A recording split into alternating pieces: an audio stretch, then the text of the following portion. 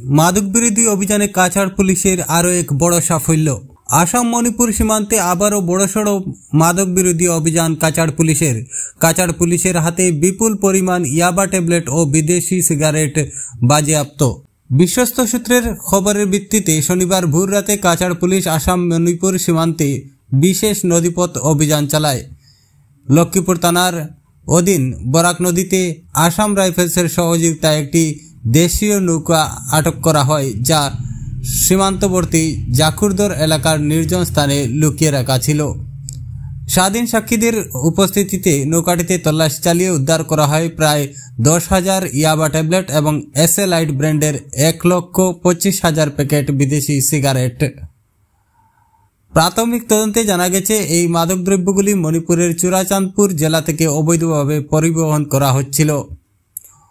উদ্ধারকৃত সামগ্রীর আনুমানিক কালোবাজারি মূল্য 8 কোটি টাকা হবে বলে জানিয়েছেন কাছাড়ের পুলিশ সুপার নুমাল মাহাত্তা।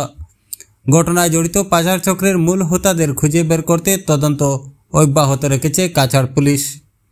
লক্ষ্মীপুর থানার অধীনে এই সফল অভিযান আবারও প্রমাণ করল মাদক বিরোধী যুদ্ধে প্ৰশাসনেৰ কঠোৰ অৱস্থান।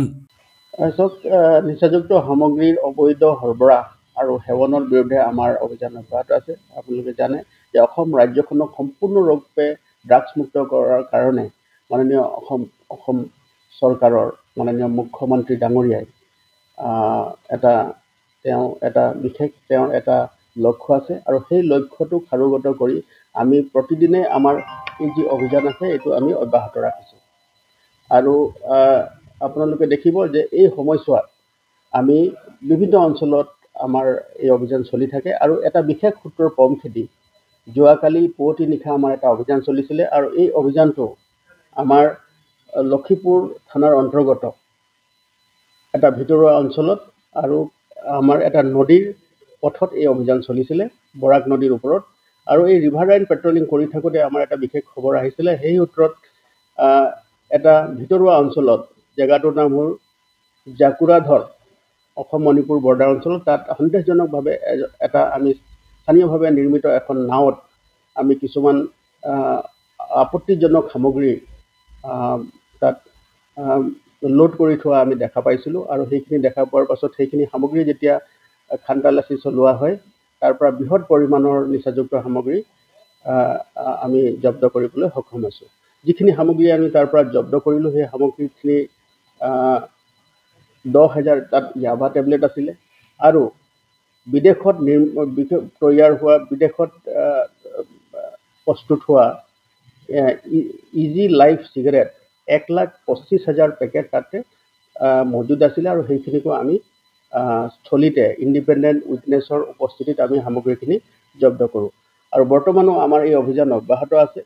আৰু এই অভিযান কালত যিখিনি সামগ্ৰী আমি জব্দ কৰিলোঁ, এই সামগ্ৰীখিনিৰ আনুমানিক বজাৰ মূল্য, চোৰাং বজাৰত তাৰ মূল্য প্ৰায় 8 কোটিৰো অধিক হ'ব।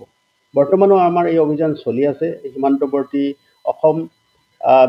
অসম আৰু মণিপুৰ সীমান্তৱৰ্তী অঞ্চলত, যাত এটা প্ৰাকৃতিকগতভাৱে এটা যি সীমা আছে, বৰাক নদী আৰু জিৰি নদী, তাত আমাৰ অভিযান বৰ্তমানো চলি আছে।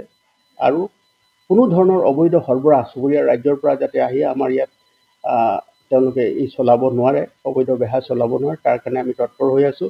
আৰু প্ৰাৰম্ভিক তদন্তত দেখা গৈছে যে সামগ্ৰীখিনি এক আন্তঃৰাষ্ট্ৰীয় সীমান্ত অঞ্চলৰ পৰা নদী পথেদি, মণিপুৰৰ নদী পথেদি আনি আমাৰ এই ইয়াতে ফুলেৰটোৰ অঞ্চলত তাক ডিবোৰ্ড কৰি তাৰ পৰা স্থলপথেৰে লৈ যোৱাৰ তেওঁলোকৰ পৰিকল্পনা আছিল। গতিকে গোটেই তেওঁলোকৰ পৰিকল্পনাটো আমি নিশ্চিতভাৱে তেওঁলোকৰ খবৰ পাই এইটোক আমি প্ৰতিহত কৰিবলৈ সক্ষম হ'লোঁ। আৰু অহা দিনতো আমাৰ এই অভিযান অব্যাহত থাকিব। যেতিয়ালৈকে জিলাখনক সম্পূৰ্ণৰূপে আমি ড্ৰাগছমুক্ত কৰিব নোৱাৰোঁ, তেতিয়ালৈকে আমাৰ এই অভিযান অব্যাহত থাকিব।